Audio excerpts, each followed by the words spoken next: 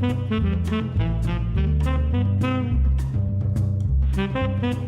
and welcome to the History of Africana Philosophy by G.K. Jeffers and Peter Adamson, brought to you with the support of the King's College London Philosophy Department and the LMU in Munich, online at historyofphilosophy.net. Today's episode, A Fighting God, Black Theology. Of the figures in the 20th century that we've discussed so far, Martin Luther King Jr. is probably, from today's standpoint, the most famous. This very fame may have led some listeners to come to the podcast with a mistaken impression of how prominent a commitment to Christianity was in the Africana philosophy of this period. We have certainly covered clergymen other than King, such as Henry Highland Garnet, Alexander Crummell, and Henry McNeill Turner. And in the 19th century, non-clergy figures too brought a religious message. Just think of David Walker, Maria Stewart, or Frederick Douglass. As GK and I discussed in episode 100, it's tempting to see socialism as eclipsing Christianity in the 20th century. It became the dominant framework, organizing the philosophy of individual thinkers as well as debates between thinkers and tendencies. If we look beyond King for religious leaders we've covered, the first figure who comes to mind is Malcolm X, but X only proves the point that Christianity receded in dominance, as he was himself such a prominent and harsh critic of that belief system, especially in the time he preached on behalf of the Nation of Islam. After he left the nation, he turned to Orthodox Islam, not Christianity, and also to socialism, which was important to understanding King's evolving thought as well. It would be odd, however, if Christianity were simply to drop out of our story completely, given its enduring significance up to the present day for African Americans as well as for people elsewhere in the African diaspora and in Africa itself. In this episode, Christianity will once again take center stage, brandished as so often before in the pursuit of liberation, but now under the remarkably different circumstances of the Black Power era. King may be the most famous of the thinkers we've covered from today's perspective, but that does not mean he was the most influential thinker in Africana thought during the time we are discussing, that is, the late 1960s and the early 1970s. On the contrary, as recent episodes should have made clear, Malcolm was by far the more constant source of inspiration for thinkers of prominence during this period, the period during which King was killed. The question before us then is, what happens to Black Christian thought as King dies and as Malcolm's influence increases? If the Black arts movement was the artistic complement of Black power, we can classify Black theology, or as it is also called, Black liberation theology, as a complement in the sphere of Christianity. At the core of Black theology was a bold attempt to reframe this faith as part and parcel of the ongoing struggle for Black liberation. To put it in the stark terms used by some in the movement, Christ, the Messiah, is Black. The idea here was not completely new, of course.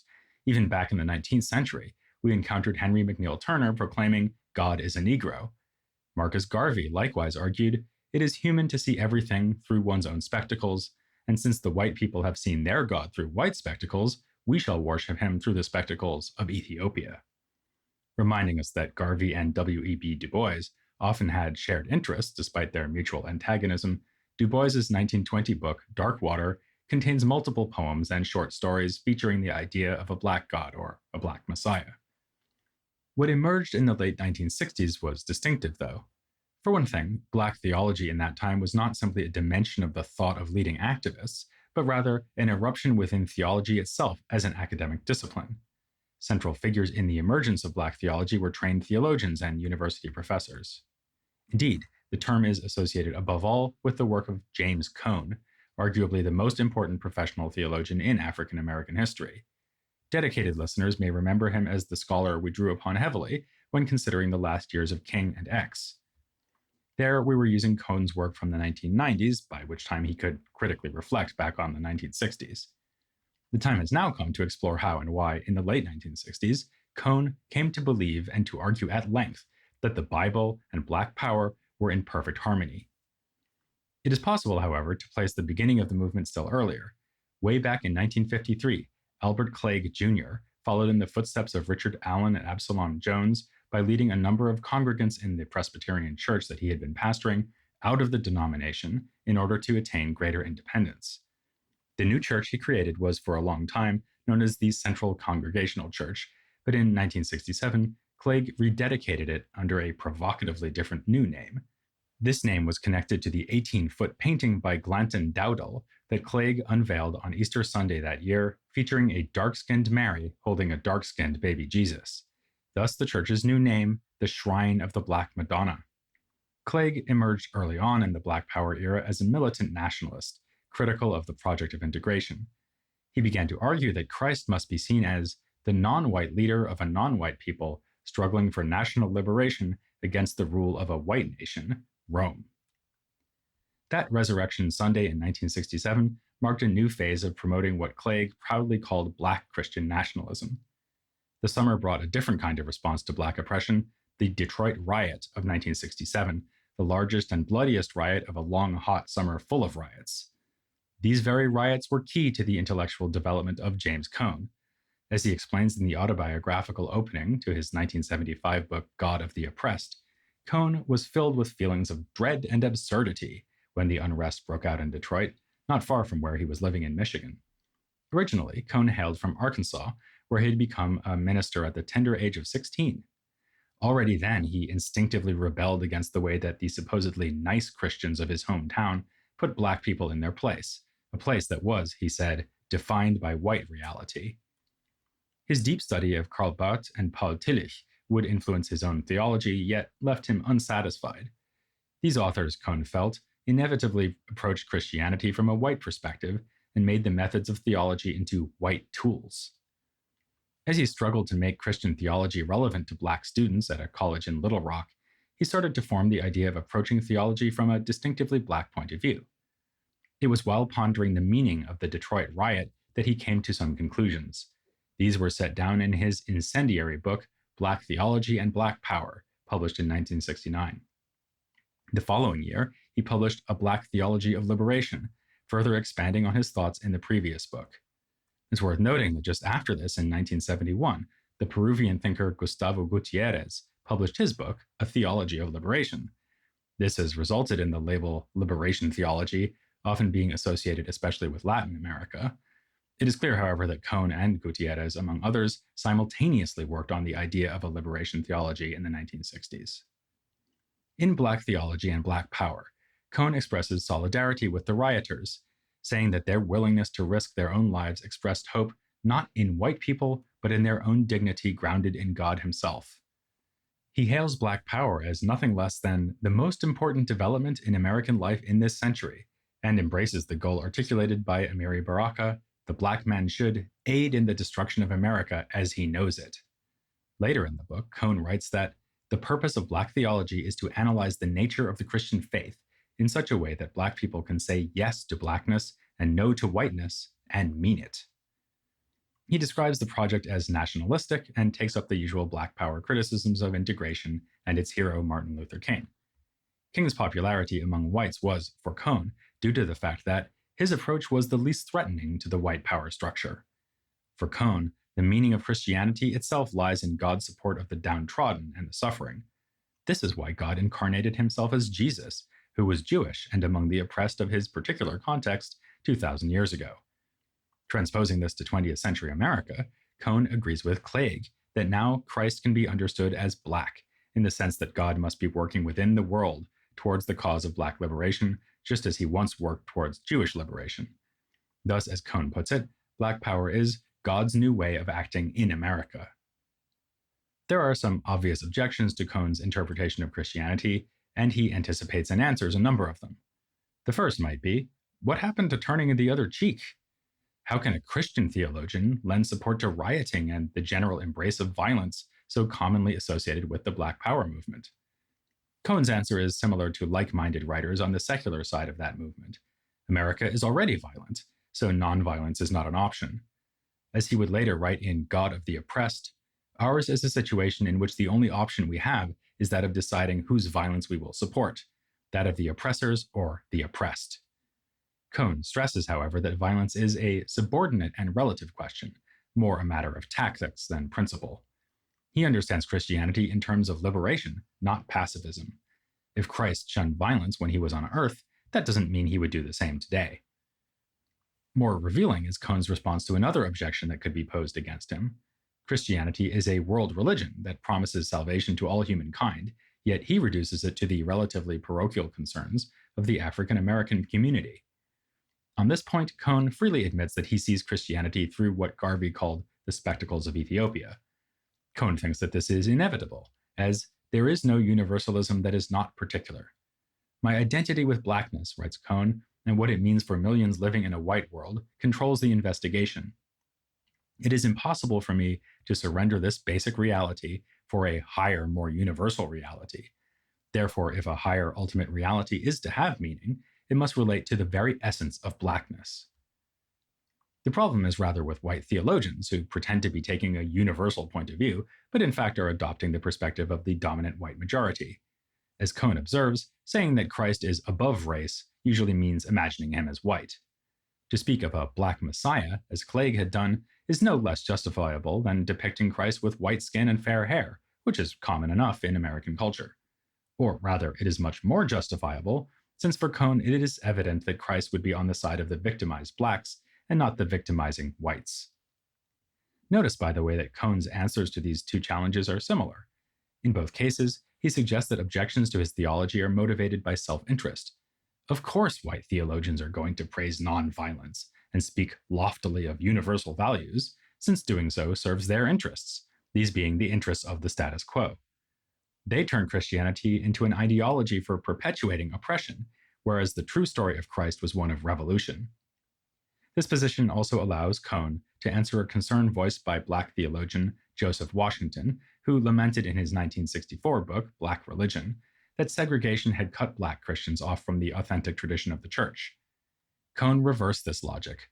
For him, it is white Christians who are not authentic because they are working against God's will, which is always on the side of the oppressed. But it was not only white theologians who criticized Cohn's approach. A more subtle version of the concern about violence was posed by J. Diotis Roberts, a Black theologian who was far less militant than Cohn and Cleage. Cohn explained this by saying that Roberts was formed in the integration period, whereas he himself was inspired by Black power. Indeed, Roberts was born in North Carolina in 1927, and so about a decade older than Cohn. In the 1950s, he wrote a PhD dissertation about Cambridge Platonism in Scotland, and was eventually made professor at Howard University, where he took part in the civil rights movement. Though Roberts was, by his own account, also touched by the ideas of Black power, he centered his theology on the idea of reconciliation. For him, Christianity was a means by which Black people could be reconciled with whites, or rather with all other people. Cohn's theology seemed antithetical to this, apparently deeply Christian, ideal. Again, Cohn rose to the challenge, saying, "It is not the case that I have overlooked reconciliation, as Roberts implies, but rather that I refuse to let white people define its terms." For him, interracial fellowship should never be pursued at the cost of liberation for the Black race. White people, in fact, have no role to play here. Not unlike Malcolm X once telling a well-meaning white girl that she could do nothing to aid in his struggle, Cohn says that, at most, whites can only leave Blacks alone. He assumes that white Americans are so enslaved by their own racism that they can be expected to offer nothing but obstacles to Black freedom. Indeed, Cohn associates whiteness with oppression to such an extent that he can imagine white people reconciling with Blacks in only one way: they must become Black themselves by thoroughly embracing the ideas of Black theology. Thus, where Roberts saw reconciliation in terms of bringing the races together and ending antagonism between them, Cohn says in the penultimate paragraph of Black Theology and Black Power that reconciliation makes us all Black. We want now to consider one more challenge to Cohn's theology, one that has the most obvious connections to traditional philosophy of religion, since it is a version of the famous problem of evil. In the most straightforward version of the problem, it is argued that the existence of an all-powerful, all-knowing, and benevolent God is inconsistent with the existence of evil and suffering. Since evil and suffering obviously do exist, God doesn't. According to another version, the existence of suffering and evil constitutes strong evidence against the existence of God, though they may not definitively prove that he does not exist. This is more or less the line of thought put forward in a 1973 book by William R. Jones, which bears the intentionally provocative title, "Is God a White Racist?" Jones studied philosophy at Howard in the 1950s and went on to gain a Master's of Divinity at Harvard and a PhD in Religious Studies from Brown University, but these degrees did not mean he had left philosophy behind. He wrote his doctoral dissertation on the relationship between Jean-Paul Sartre's ethics and his philosophical anthropology. Jones was furthermore deeply involved in early efforts to organize African American professional philosophers into a more visible force in the discipline. His essay, The Legitimacy and Necessity of Black Philosophy, Some Preliminary Considerations, published in 1977, is a classic example of a meta-philosophical reflection in the Africana tradition. In his earlier book, Is God a White Racist?, Jones engaged closely with the Black theology of Cone, Cleage, Roberts, and others. He raised the problem of Black suffering as a challenge to Black liberation theology. This on the grounds that the enormity and amount of such suffering constitutes strong evidence that if God indeed exists, then he has it in for Black people. In the terms of the traditional problem of evil, the conclusion would be that if an all-powerful and all-knowing God exists, then he is evidently not benevolent, unless you're white, that is. While this may sound almost satirical, Jones's argument is mounted with seriousness and rigor. A fundamental assumption that drives his analysis is borrowed from Sartre's existentialism. For Sartre, man is the sum of his acts. Likewise, for Jones, God's character would be shown by the sum of his acts in history. It's as if Jones says to Cone, "You say that God acts in the world.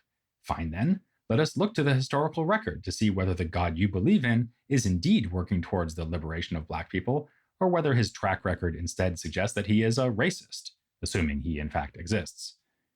The terms of the question were, as Jones pointed out, set by Cone himself, who once said that a divinity who did not identify with the oppressed would be a god of racism, and at another point proclaimed, "Blacks want to know whose side God is on." Of course, Cone and other Black theologians were far from being insensitive to present-day Black suffering, but they felt certain of future deliverance from that suffering. Faced with this optimistic proposal, Jones repeats that we can determine God's will only by looking to what he has done so far. He's given us no reason to trust that he is aiming to liberate Blacks as his chosen people. To the contrary, they have endured centuries of misery and oppression, which is still ongoing. If God really wills liberation, then what is he waiting for? There's also a brief cameo here for an idea we looked at ages ago in episode 17 of this series. Jones invokes John Mbiti's idea that in traditional African cultures, there is little or no conception of a distant future, asking us to consider whether a Christian investment in an eschatological event yet to come may be a case where the religion of the slave master has unfortunately usurped the more realistic worldview of our African ancestors. It might seem that an easy rebuttal is available. It isn't God who is a white racist, it's white people who are racist, and they are exercising their free will to inflict suffering on Black people. But this response isn't one that Cone could easily make. His God is one who intervenes in history, indeed, one who is going to intervene and destroy white races and their power. Jones saw this as little more than a reversal of roles, in which by divine fiat, suffering would be shifted from one race to the other. But his main point was that Cone really had no reason to believe it would happen. Rather than beginning with the problem of suffering and its origin and thinking about what kind of God would allow it, Cone and other theologians simply assumed a benevolent God and interpreted the world in light of that assumption, flying in the face of all the available evidence. In the concluding chapter of Is God a White Racist?, Jones argues that if one does not choose the path of secular humanism, as he himself does, then the most promising theistic response to the problem of evil, as Black theology faces it, is to accept what he calls humanocentric theism. This view meets the challenge of denying divine racism by removing God's overruling sovereignty from human history, making human activity co-equal with God's activity in human matters. Interestingly, when Cone chose to respond to Jones's argument, he more or less admitted that he was indeed simply assuming faith in a good and liberatory God. The very notion that God could be a racist is absurd from a biblical point of view, he wrote, because the God we find in the Bible is one who is on the side of the oppressed. Cone's theology is rooted in a faith tradition and in a reading of Scripture, not in inferences drawn from historical events, as Jones would prefer. This may seem like a pretty feeble response.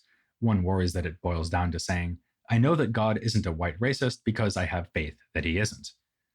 But here we might recall Cone's response to the earlier challenge about universality. In that case, he admitted that his theology is one born from a distinctively Black perspective on Christianity and its meaning. Indeed, he denied that anyone can develop a theology that does not emerge from some perspective. So here, against Jones, Cone could say that his own perspective is one that begins from Black religious experience, which includes an appreciation of Christ as a liberatory figure. If this seems ultimately to be a statement of faith rather than a philosophical argument, Cone is fine with that. He says that, in responding to Jones, Christian theologians have to admit that their logic is not the same as other forms of rational discourse. And he is in any case suspicious of appeals to rationality or the deployment of philosophical argumentation within the context of Christian belief. These are usually, yet again, an excuse to interpret Christianity in a way convenient for the oppressor. Thus, he sketches the theory of sin and redemption offered by the medieval theologian Anselm, and dismissively remarks that it is a neat rational theory, but useless when it comes to combating political oppression. The same goes for the problem of suffering that is at the center of Jones's argument. Theologians are to blame when they make the problem of evil a matter of intellectual theory and suggest solutions that have nothing to do with the liberation of the poor from bondage.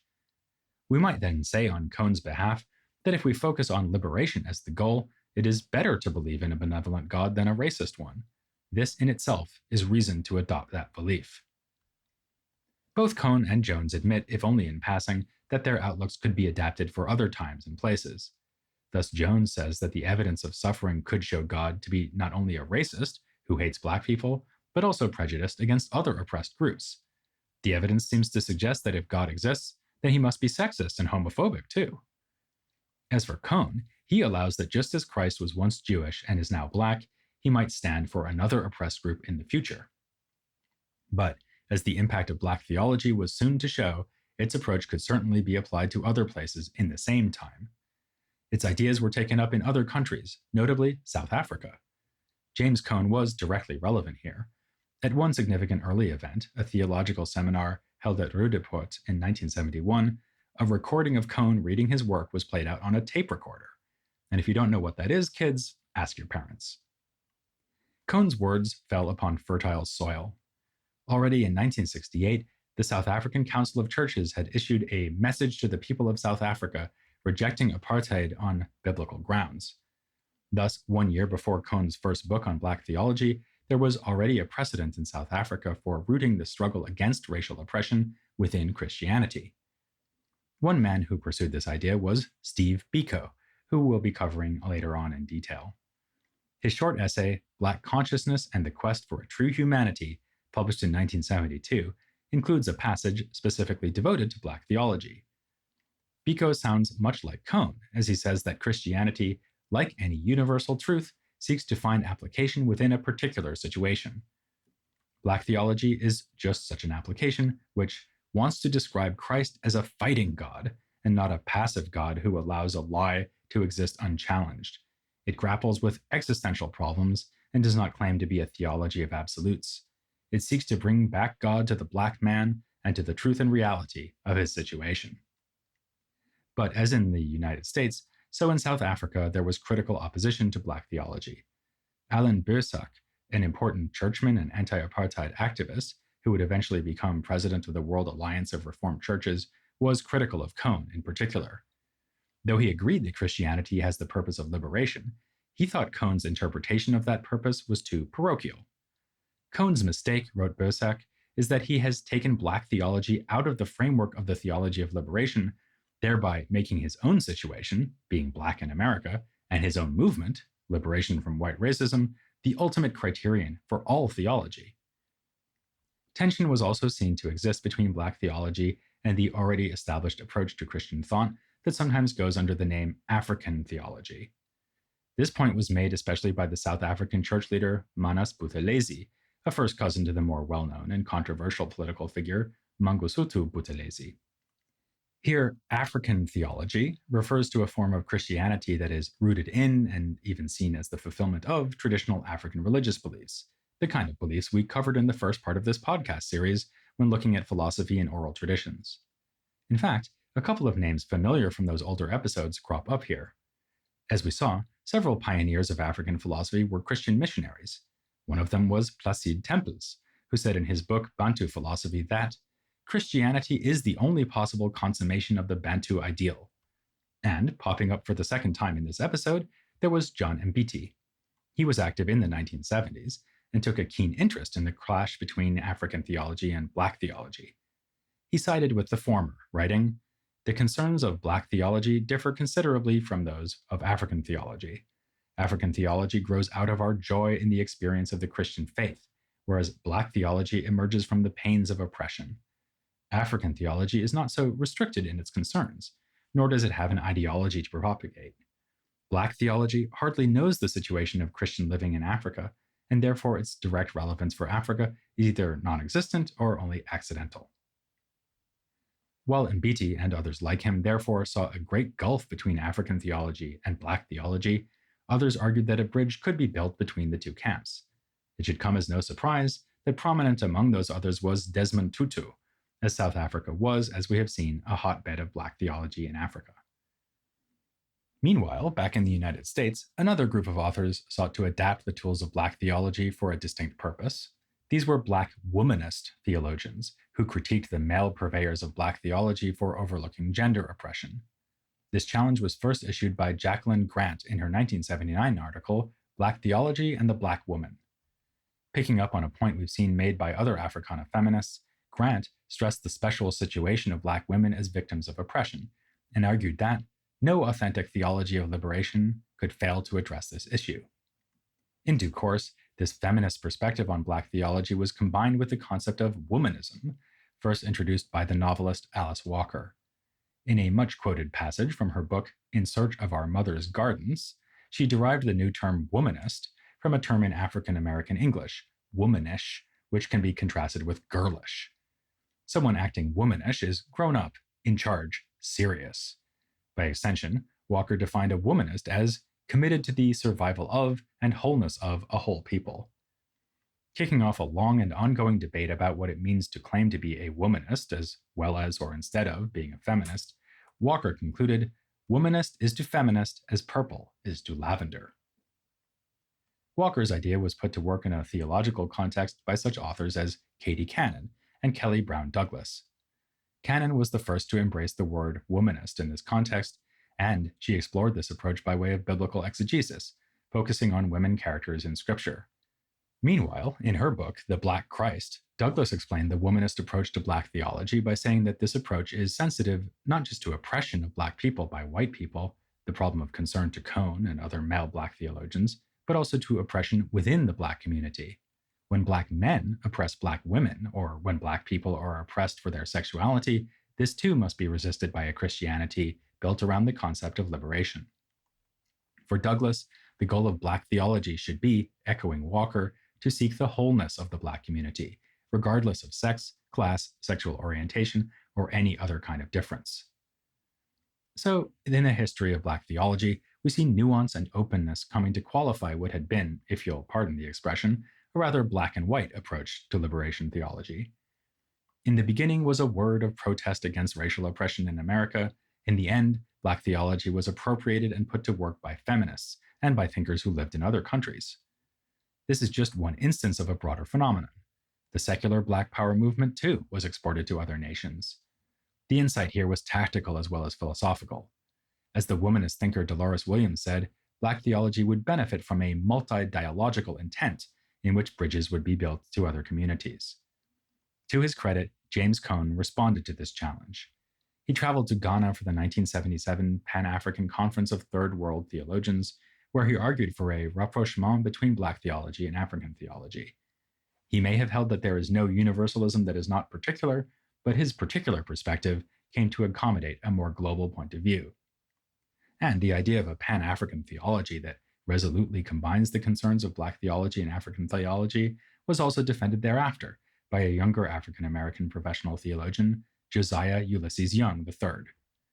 Relevant to our general concern with intellectual traditions in this podcast, Young's 1992 book, A Pan-African Theology, Providence and the Legacies of the Ancestors, begins with extended philosophical engagements with two particular ancestors, Alexander Crummell and Edward Blyden, diasporic figures whose theology was shaped by their decision to go to Africa and become Liberians. We'll also be heading once again across the Atlantic in coming episodes. Most of our attention in the past few episodes has been on African American thought, circling around the Black Power movement and its reverberations in political life, art, and now religion. In the next few episodes, by contrast, we will be focusing on Africa. We will say more about South Africa, introducing a figure you've most likely been waiting for, Nelson Mandela, and we'll also meet Amilcar Cabral, leader of a struggle for independence in Guinea-Bissau and Cape Verde, and a prominent socialist theoretician. We will be going first, however, to Tanzania to meet Julius Nyerere, another Christian thinker, but also, very importantly, another theorist of African socialism, here on The History of Africana Philosophy.